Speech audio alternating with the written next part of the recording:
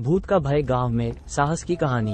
अरावली के पहाड़ों के बीच एक सुंदर गांव बसा हुआ है। वहां लोग अपने मेहनत के द्वारा ही अन्न की उपज करके अपना जीवन निर्वाह करते हैं। पशुपालन और कृषि उनके जीवन का अभिन्न अंग है। वो मनोरंजन के लिए ताश खेलते हैं, मुर्गियों का युद्ध कराते हैं और महिलाएं टोकरी बनाना, जुड़ा बनाना आदि छोटे मोटे लघु उद्योग का कार्य करती है। गांव के बाहर एक कच्चा कुआं है। रात के अंधेरे में वहां कोई भी नहीं जाता, क्योंकि उस कुएं के बारे में कई सारी कहानियां लोगों ने सुन चुकी थी। कुछ लोग कहते हैं उस गांव के कुएं के पास बहुत सारे भूत रात को पानी पीने आते हैं। कुछ लोग बताते हैं कि एक दिन राहगीर उस कुएं में गिरकर मर गया था और उसकी आत्मा अब वही भटकती रहती है और कोई जाता है तो उसे मार डालती है। न जाने कितनी ही कथाएं उस कुएं को लेकर बनाई गई थी, किंतु कोई भी व्यक्ति शाम के बाद उस रास्ते नहीं जाता और न ही उस कुएं के पास। एक दिन की बात है, गांव में लोग आपस में उस कुएं को लेकर बात कर रहे थे। उसमें एक लोहार भी शामिल था। उसने सभी की बातों को काटते हुए कहा कि भूत नहीं होता और मैं भूत को नहीं मानता हूँ। लोग उसे डांटने लगे और उसे भूत होने का यकीन दिलाने लगे, किंतु लोहार डटकर उनका सामना करने लगा और कहने लगा कि भूत नहीं होता, मैं उस कुएं के पास जाकर सबको साबित करूंगा।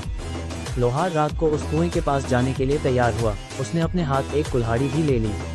वो कुएं की ओर चल पड़ा। रात बीत गई लेकिन लोहार कभी नहीं आया। सवेरे उसका मृत शरीर कुएं में मिला। इसके बाद से भूत का डर पूरे गांव में लहर की तरह दौड़ गया। गांव के बच्चे अब शाम होते ही डर के मारे अपने माता पिता के पास पहुंच जाते। एक समय की बात है, एक फौजी अपने घर छुट्टी पर आया हुआ था।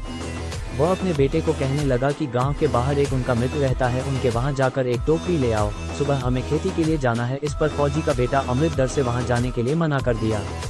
फौजी ने उसके डर का कारण जाना तो समझ में आया कि गांव में भूतों का भय है, जिसके कारण पूरा गांव रात के अंधेरे में बाहर ही नहीं निकलता। इस डर को अपने बेटे के जहन से दूर करने के लिए फौजी ने ठान लिया, क्योंकि वह फौजी का बेटा था और फौजी के सामने डर नाम की कोई चीज नहीं होती। फौजी ने एक टॉर्च लिया और अपने बेटे के साथ टहलने के लिए बाहर निकल गया। अमृत डरते डरते अपने पिता के पीछे हाथ पकड़कर चलता रहा। फौजी अपने बेटे को लेकर उसी कुएं के पास पहुंच गया, जहां की कहानियां सभी लोग सुनाया करते थे। फौजी ने चारों तरफ टॉर्च मारकर देखा, वहां पर कोई नहीं था। अमृत को उसने बोला, देखो यहाँ कोई है। लोग यूं ही डरते हैं और बच्चों को भी डराते हैं, किंतु दूसरे क्षण कुएं में से किसी के तेजी से चढ़ने उतरने की आवाज सुनाई दी। इस पर फौजी ने कुएं में टॉर्च मारकर देखा और अमृत को दिखाया, देखो कुछ नहीं, इसमें ढेर सारी पक्षियां हैं जो हमारे यहाँ मौजूद होने के कारण वह सतर्क हो रहे हैं।